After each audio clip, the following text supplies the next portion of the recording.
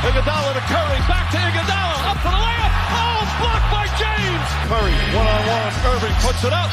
It's good. Kyrie Irving from downtown. The three, steps back, crossover, puts up a three. Rebound James. Seconds. It's over. It's over. Cleveland is a city of champions once again. The Cavaliers are NBA champions. Cleveland, this is for you. What's going on, Cavs fans? Welcome to another edition of The Block, The Shot, The Stop, a Cleveland Cavaliers podcast brought to you by the Blue Wire Podcast Network. And tonight, I am joined with Bob Schmidt from Fear The Fro. You all have probably seen him active on X and online and YouTube. So very, very happy to have you here. Very excited to talk Cavs basketball with you, Bob. Happy to be here. Glad I could be a part of your podcast. Has anybody ever told you sound like Howard Stern? No. I mean, I think generally if you're just in radio, eventually people land on that. I used to get Tom Bodette a lot. Do you remember? Oh yeah, I hear that. We'll keep the light on for you, guy. But he's gone by the wayside. I don't think many people now would even know who he is. But yeah, I'm sure. Cool, man. So let's just start with what an awesome season this has been so far. I don't know if anybody could have expected them to come out the gate 15-0. Then I think they were 6-3, and then went on another 12-game win streak. I don't think anybody could expect them to be in first place coming into the season. What were your expectations kind of coming into the season, and where are they now?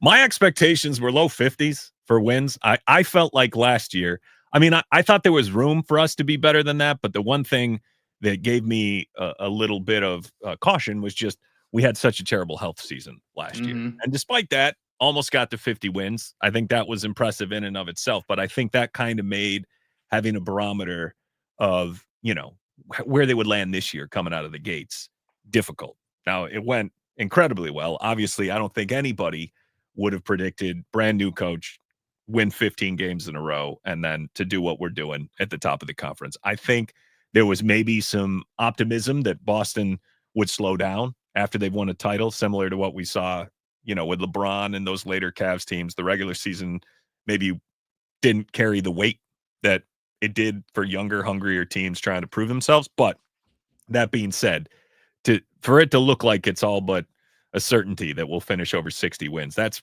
way better than I expected. I thought best case scenario, land between 55 and 60 wins, maybe 57, 58 wins. I certainly didn't see a situation where we were going to be, for much of the season, we were on pace to hit 70. So yeah. I mean, I think the preseason odds were like 48 or something like that, and so it was like, yeah, definitely take the over on 48 wins. You bring up a good point about health. I don't think we all kind of took into effect like all the stuff with Darius Garland, like losing an all-star point guard all of last year. He was on the floor, but he wasn't quite himself. He was losing weight because he couldn't eat anything. And I think you're right. I think that took a huge toll into last year's win total. Yeah, and it's not to say that we haven't had any injuries this year, but at least amongst our core players, it's been extremely limited. So it's a little easier to absorb these rolling injuries of bench players when we've had such success with the depth than it has been. And I know, some hurdles this month in terms of maybe the injuries are starting to take a toll on our defense. But that being said, I would much rather have it play out this way than the way that it did last year. I agree. Let's get the injuries out now versus down the stretch and missing Donovan Mitchell when you're going up against Boston in the Garden. Have much other injuries now. Yeah. Outside of health, what do you think is the biggest adjustment or improvement from this season? Like what the outside of health, because you can't really control health. I would say the general confidence level that Kenny and the continuity has instilled in the guys, and whether it's, I don't know how you choose to divide up that, blame pie or, the reverse of a blame pie, credit pie, I suppose. But I think there's something to be said for the bench that JB had his favorites. Clearly, there were guys that Mhm. he would go to, but there was also guys that he had extremely short leashes on, or guys that he would pivot away from fairly quickly if things didn't go well.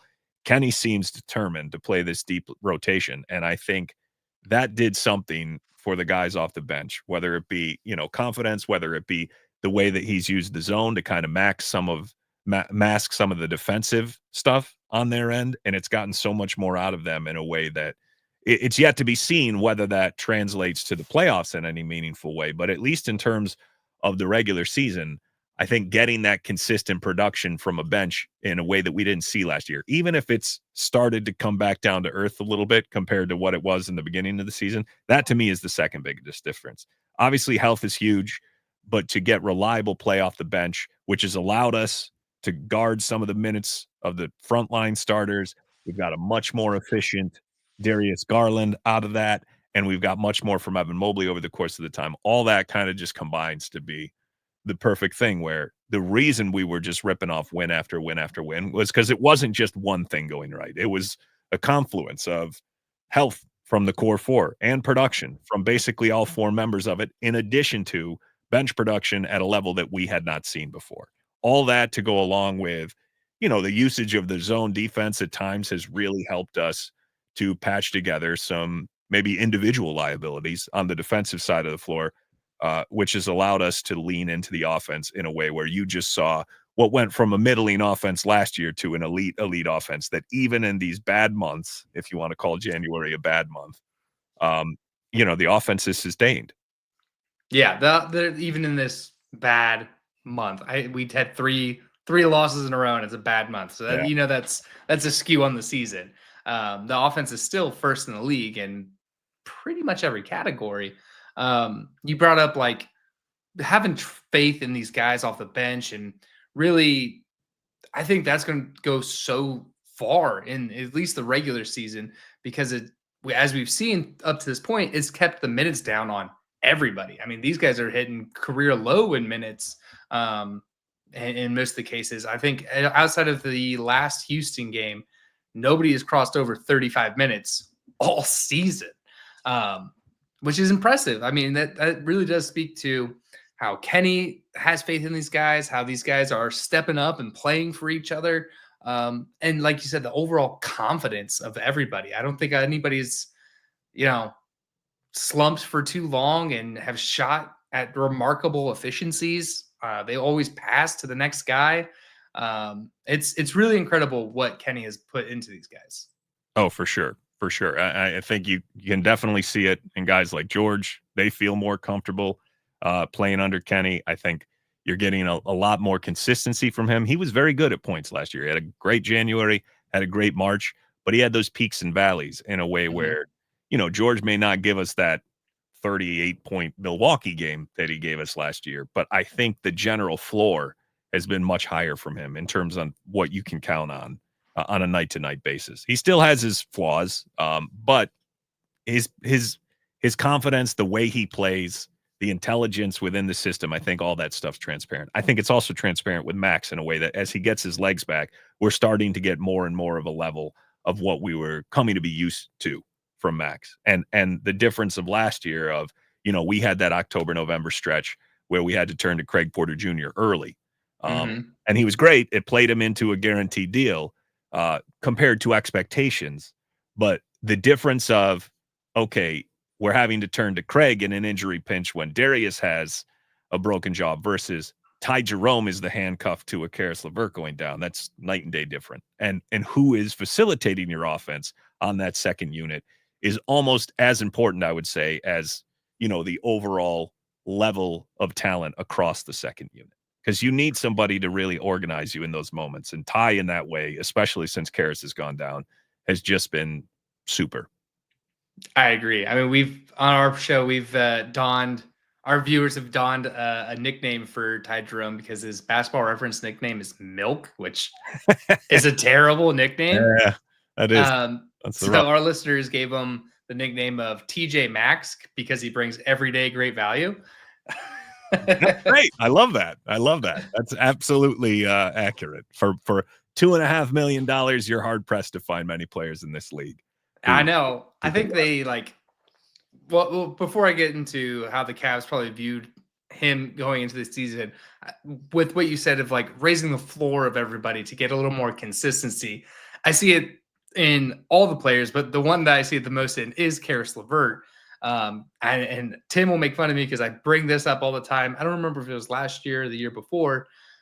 They played Boston in back-to-back games, and he gave us 44 in the Garden, Oh, and God. then won the next night. I remember that. Yeah, that was early in the season. That was the night where was it the night that he got 40? We got a monster game from Donovan as well. It was like both Yes. those guys were pushing 40 points, and then he pretty much was like, okay, I'm gonna fix the averages the next Yeah. Yeah. He put outliers on both ends of the spectrum there. Yeah, But that's always we are seeing a lot more consistency, especially out of him. Sam Merrill, I know he had a little bit of shooting slumps, but it seems like he's getting back into rhythm as he's getting more minutes with Okoro and these guys being out. So I think that's what you want from a coach, is to raise everybody's floor.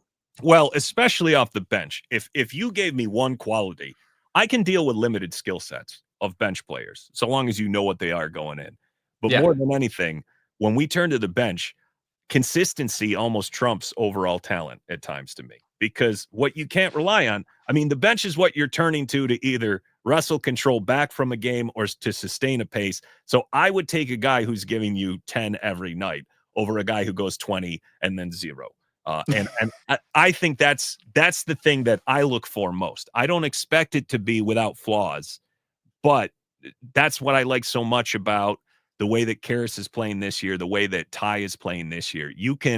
There's certain things you can count on night to night. And especially lately with Ty, it's like you bring him in, okay, he's going to attack guys. He's going to try to get to the floater. It doesn't even matter what the score is.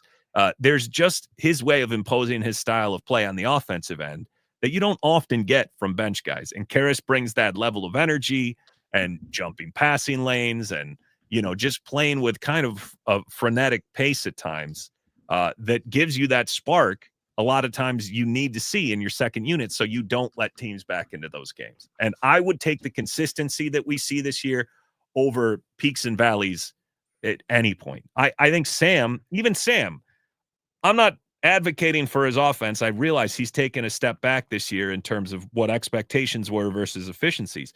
But the other areas of his game, I think he's raised the floor enough that I'm willing to suffer through what's been a rough offensive year for him, because I think he's gotten considerably better on the defensive end and even as a connective piece. And it's a little harder to exploit whatever defensive limitations he has when we go into those zone situations. Because the team is able to kind of pick up the slack in a way that in a lot of man-to-man situations, maybe you can't. Yeah. I mean, and that's one thing that we've seen with this Kenny defense is they kind of go into zone a lot more because these guys trust each other a lot more. And I do think that between when Kenny chooses the zone defense and then how he's doing these rotations to keeping Donovan and Mobley kind of on the floor together, get a minute with the core four, and then it's Allen and Garland kind of running it. I think he's really smart in these rotations, and I think that has also kind of elevated, how these guys play with each other. Yeah, I've enjoyed. I don't have big grievances with what he's doing here because even when things don't work, I know there was people who talked a little bit about this on the last podcast that I did, which was the Houston exploitation of our zone defense. But even in situations like that, I do think you need to know how far you can push something. Because if all you're seeing time after time is success and seemingly everything's working without a couple of situations where you realize, okay, no, I can't get away with this here. And in that situation where you don't have Mobley, I mean, honestly, I thought we played pretty well. I mean, those games were winnable right down to the end. You don't get an uncharacteristic Darius Garland choke at the line. And then the second game, it's Mobley's first one back. He clearly looks a little bit hampered. And you just have, even when Şengün is missing, you have a supreme athlete in Thompson who's just cleaning up stuff time and time again to the point where, okay, if there's a team that can pick apart a zone. A team like Houston is probably one of the ones who are well equipped because for whatever shooting deficiencies they may have, they still have a big man who can operate from the high post, who's comfortable with the ball in his hands, who can pass well enough to exploit if you don't get up on top of him. And I mean, he missed enough that it just created easier opportunities cleaning up for Thompson in a way that, it's a tough matchup for us. There's no way around that. But there's still a lot to be optimistic about, even in those, because there was clearly plenty of areas to improve in, and the Cavs still brought both those games right down to the end. Yeah, and we've chalked up kind of this rough month into the league is just catching up to the Cavs game plan, the Cavs rotations. They're catching up to what we've been doing all year. So now it's just a matter of making adjustments and pivoting in a sense, so to go with a different rotation, different defense, different offensive scheme based on kind of how these teams are adjusting to your original game plan. Yeah, no, I think it's good to see these types of things. I think the Houston thing, that it's a learning lesson. I would love to have won at least one of those two. But that being said, in the long run, it's the same way I feel about Oklahoma City. It doesn't matter if you lose to these teams. Yeah, nobody wants that, but still, you're only going to face one of them at most. So if their construction, if the way the roster is put together helps you to recognize some flaws, I understand that other teams can see that too. But at least it gives you a better idea of, okay, this stuff will work against these teams. When we get against the top teams, we may have to modify our approach a little bit. And I don't think I don't love approaching problem solving from the idea of, okay, do you adapt to how somebody else plays? I'd much prefer a system where we force teams to adapt to the way that we play. But in a situation like that, I think Houston adapted to the zone fairly well, because managed to just Thompson destroyed on the glass 30 rebounds over the course of 2 games. And even when we would force him into bad shots or Şengün would miss, there'd be somebody there to clean it up. But they did a lot of things that I thought they were pretty good at slowing transition. And you get some outlier games from, a Fred VanVleet shooting, or they allow a little bit in the way of Şengün, and things turn out the way they do. But if you would ever tell me that Darius Garland was going to choke away a game down, 2 points or whatever it was at the line with 3 free, Yeah. I wouldn't bet in a million years he's going 1 of 3. Yeah, that was a rough one to witness, but It was, yeah. So we were on a couple weeks ago with Luca from realcavsfans.com, kind of going over, the Cavs financial situations, and it kind of ties into, what we're backtracking a little bit about probably how the Cavs saw Ty Jerome at the beginning of the season. They probably saw him as a contract that they could dump off, get under the salary. Now I feel like you can't. Like, he's playing so well that you're getting more value out of him than you're really paying for him. You put this graphic out with kind of where the Cavs situation is today. And ironically, we talked about the 3 notable free agents. So we're in the luxury tax. We're not into the first apron yet. We're not far from it, about $4 million from it. So with how this team is playing, how this team's constructed, how you've seen them play against, what everybody is donning their weakness is long, athletic wing teams. How would you approach this deadline? I would approach the deadline. I don't think a trade is the most realistic avenue for the Cavs, because it just presents all these other considerations when we have these conversations about, do they want to duck under the luxury tax to delay the eventual repeater tax? Or what do you do in terms of balancing short-term deals versus long-term money? Because all these guys that we talk about as potentially being used, like if you use a Karis LeVert, well, he was coming off the books this year anyway. So you're talking about bringing somebody back in who is now going to count on the books for next year, because in reality, while we may be under the first apron, when you factor in cap holds, we're not. So unless you're going into the summer assuming we're renouncing or letting these guys sign with other teams, all of Karis LeVert, Ty Jerome, and Sam Merrill, and even if we do that, you still only have 10 guys under contract. So you'll have to, at a minimum, you would have to sign, veteran minimum players to Four guys. fill out the roster. So it's in reality, it's very unlikely that we won't be in the second apron next year. It's possible. It's very unlikely. Because even if you just base it on cap holds, I think if we look at the 3 guys cap holds, Karis LeVert, 25 million cap hold. Do I expect him to make 25 mil a year? No. I would assume he's going to be closer to what he's making now, which is in that 15, 16 mil range. Yeah.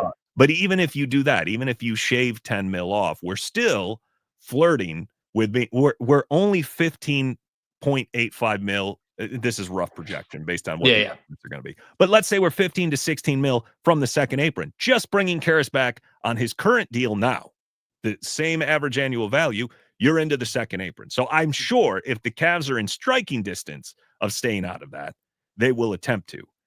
But I think because we know what Karis's market value is, there's an argument that if he doesn't take a considerable pay cut, it's certainly not a guarantee that the Cavs will retain him. I think a lot of that will depend on what happens in the offseason, but at least in terms of how to approach the trade deadline, my skepticism in regards to always hearing the Cam Johnson rumors is that man makes considerable money. Do I think he's worth the deal he's on? Sure. But in the context of the Cavs framework, do I think a 5th starter making $22.5 million is something that they can stomach, knowing what they committed $160 million next year to the core 4? No, I don't think that that's something that's all that realistic. I think a more realistic approach to the trade deadline is watching it go by, if anything, doing some stuff on the fringes, and then setting your sights on getting someone on a bargain basement buyout contract. And I know we heard rumblings of that today. I saw Windhurst suggest, Ben Simmons or Alonzo Ball. And while both those players have their warts, if you told me I can just get them on minimums,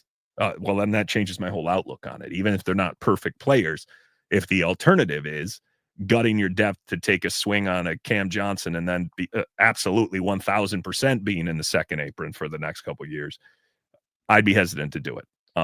So I'm not, I know this isn't what people want to hear, but I'm not looking for big trades at the trade deadline. I don't think it's realistic.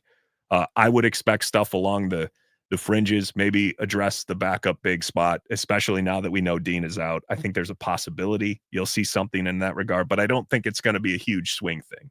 And I think when I had Luka on, I mean, we talked about guys on the edges, and at that point, that was before Richards had been traded to the Suns. Duop Reith came up. Like these guys who they're on much smaller deals, so it's much easier to bring them in without having to sacrifice a core piece of your rotation. Because Karis LeVert is certainly that. All these deals with him as the focal point of money going out they have to be balanced against the importance he has to our team. So you've got to be significantly better to justify taking on more money and losing Karis in the process. Because I don't take it as a given that he's gone after this year just because of the situation we're in. Because I think you could look at what happened to the Boston Celtics. They won a title. Obviously, winning a title makes it a no-brainer decision to just keep rolling into it and try to keep it going as long as you can. But if we have significant success in the postseason and we look like a legitimate contender on that stage too, then you're not going to let a guy walk away for nothing. You're just going to try to ensure that who you bring back, you're going to accept the fact that you're going into the second apron and you're going to try to retain guys on fair market deals. Because if guys are on deals that people consider valuable, they'll always be tradable in some form. There's going to be hurdles because of the second apron. But like with anything, if a guy is on a bargain contract, then teams will figure out a way to make it work. Yeah, I agree. I think I can see both sides of the argument. You could say, all right, this team has shown you enough this season, the future be damned, push the chips in and go all in. But is that worth, shortening your championship window from 4 years, 5 years to 3? Because eventually you're going to have to make a decision, and it likely is going to be a decision based around your core 4. Donovan Mitchell, you might not even be able to offer Donovan Mitchell to re-sign after his 3-year extension. Well, so let me ask you, how do you come down? Because here's the other thing. I think some people bring it up, but I haven't heard it a ton, which is, is adding offense really even what we need? Because the Cam Johnson move is clearly focused on that to the point of that doesn't seem to be our biggest issue right now. Our biggest issue is, somebody who can give us competent offense, but can defend well against the elite wings and, more importantly, stay on the floor. And that's something that is also not a strong point for the Cam Johnsons of the world. So to me, to do an outlay for a $20+ million player, he's got to be reliably healthy, have a track record of that, and he's got to be a good offensive player, at least an average offensive player. But I want somebody who's more of a two-way player because Karras is impactful across a multitude of ways. Facilitation, he can score at times. I'm not to say that he's always the most efficient player in past seasons, but this year he's been very good at that. And he can distribute. So that's something that I wouldn't just sacrifice. I think he's an underrated defender in terms of how people perceive him. He's very active, if nothing else. And I think that alone sometimes can be enough when you have that back line behind you. Yeah, across the board, I think Kenny's getting the best effort and defense out of these guys that we've seen. Guys even like Donovan Mitchell, who isn't known to be, I'm going to remove this graphic, who isn't known to be, an all defensive player by any stretch of the imagination, but he's putting in way more effort than I think we've ever seen in his time, definitely in his time in Utah. But I think just getting a higher level of effort from these guys. As far as the deadline piece, I don't know if Cam Johnson fits. I think he is the flashy name. He's the name brand marquee name. But guys like, I know Larry Nance Jr., if he gets into the buyout market, I think he'd be a great guy to bring back. If he got into the buyout market, he would shoot to the top of the list for me. Yeah. I'm trying to think. There was this kid out. So I think Portland, I have eyes on what they're doing. I mean, they're kind of doing nothing right now. They got a couple guys out there that I'd be interested in, especially, I don't think they would do it. You'd probably have to offer them a king's ransom, and something that we don't have is a lot of assets and picks. But I like the I'll never be able to say his name. Denny Avdia. Avdija. Oh, who? Denny Avdija. Oh, yeah, Denny Avdia. Yeah, Avdia. He's absolutely prototypical size, can do a little bit of everything, can score. His shot's been coming around. He started out rough, but he's really been pouring it on as of late. And he has great size, great secondary rebounding. Yeah, he's one of those guys that if you told me, plus his deal is relatively comparable with Karis LeVert's. The problem is I just think he's too young and his deal is too good that he would cost more than we really have to do. But yeah, I agree with you. I love that guy because that's the other thing. We're talking about Karis versus, say, a Cam with a money disparity.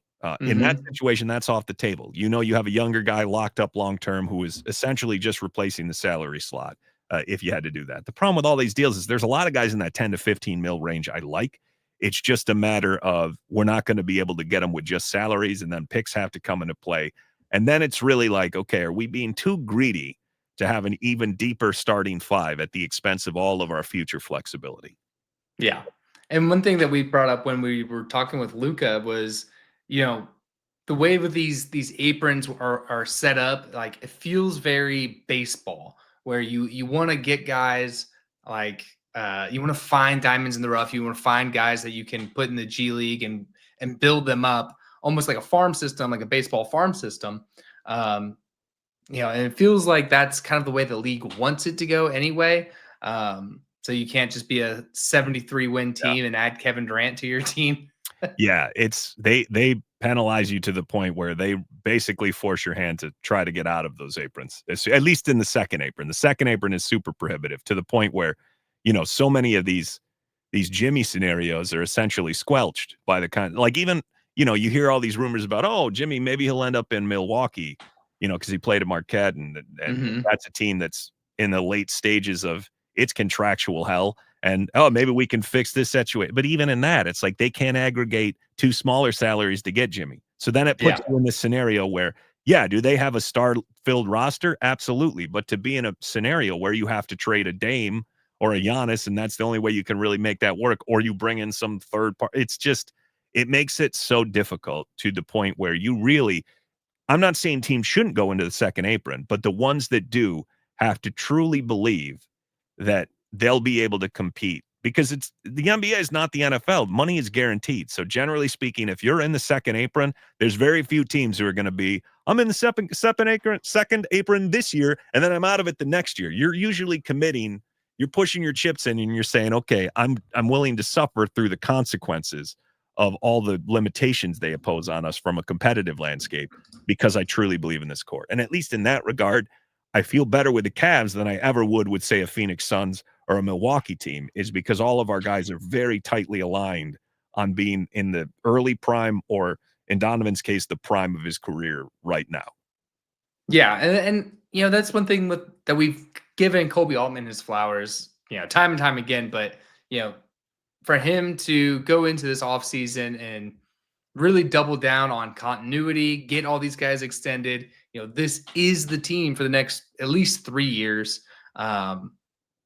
When then Donovan Mitchell can either opt out, opt in, or get extended again.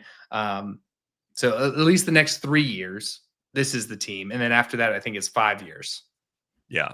I mean, I have no complaints about the way that this lines up. It's a gamble, of course. I realize there are people who don't believe you can win when your best player is a smallish guard, et cetera, et cetera. But all that being said, you're not going to find many teams who have every critical member of their team locked up for multiple years at this point, all under the age of 30. Is it a gamble? Sure, but it's an exciting gamble that I would absolutely love to be rooting for a team that has all of these variables in their favor. Because if you look at all these other second apron teams, they all come with baggage that we don't necessarily have. You have Milwaukee, who had to give big money to Middleton despite a pretty advanced age at the point and injury history. They had to give Brook Lopez big money because they couldn't afford to lose him. He's clearly fallen off considerably.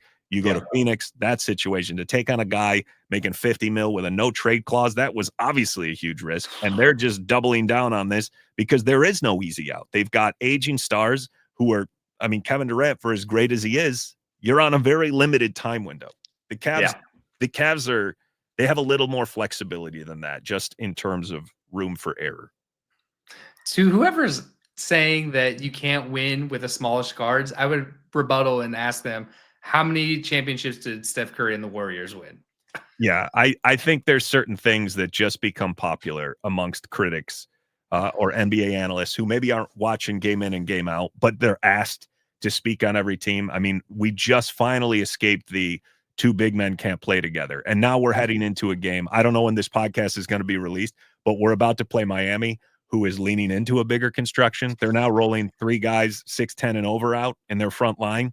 And I think you're going to see more and more of that, because it's not about the size, it's about the skill set of the guys. And more and more as the years roll by, these unicorn style bigs, these Evan Mobleys who can handle, who can pass, who have more in their arsenal than just back down, post up hooks and aggression, they're making their way into the league in a way that it's reshaping the landscape. So you're saying Evan Mobley isn't on the career trajectory as Derek Favors? Yes, that's exactly. I mean, I don't think that was a bold take, but for some, apparently it was. No, I don't think Evan Mobley is heading towards Derek Favors. They would have to considerably regress from rookie year Evan Mobley to land at that as a final outcome. I just love. So for anybody that doesn't know, you have these kind of like parody musical songs, and they're so funny. But the ones that I love the most are the ones that you have aimed against Tim Bontemps, enemy of the pod. Like, how did that come about? I just got sick of hearing him dump cold water on every positive acknowledgement of the Cavs. And it's one thing to not believe, but he would go over the top. Like the Derek Favors thing is the crown jewel of his Cavalier, horrible commentary. And that was kind of the breaking point for me. I was like, all right, listen, you don't have to believe. There's a ton of people who take the angle of, well, until they do it on the playoffs, it's not going to happen. And there was a ton of residual criticism from that Knicks series, and all of that was somewhat warranted. But there's a point where it goes beyond remotely objective That to me makes me resent somebody who has that big of a platform and is that successful, because that will influence people. And I don't want some cottage industry of people talking out of their ass about the Cleveland Cavaliers. So in that regard, that's how it started. I didn't intend for it to always be about one person, but he kept doubling down on stuff. I mean, the Mobley thing happened in April of last season. Yeah.